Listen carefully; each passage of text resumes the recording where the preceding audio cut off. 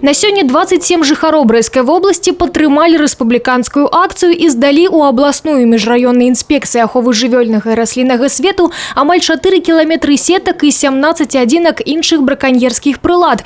Ёсць і асобныя выпадкі ініцыятывы. Так, стараста вёскі Страдзіж Брэсцкага раёна Константин Столяроў у ходзе падворных абыходаў роднай вёскі прыняў ад землякоў, а потым перадаў па акце добраахвотнай здачы у Дзяржінспекцыю стаўных сетак агульнай даўжынёй больш за 400 метров. Такі падыход да справы энтузіаста вырашылі адзначыць. Для гэтага нават правялі сход у вёсцы, на якім узнагародзілі старасту. Чтобы хотя бы что-то осталось после нас, иначе сетями выловят, а что останется внукам, детям нашим.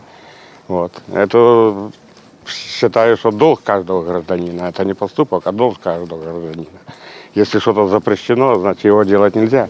Лучше добровольно сдать, чтобы не было соблазна. Люди окликнулись так как-то добровольно. И один одному, я не то, что в каждый подворок ходил, один одному люди сами несли. В настоящее время законодательством Республики Беларусь запрещено не только использовать сети на водоемах любителям рыболова, но и также хранить.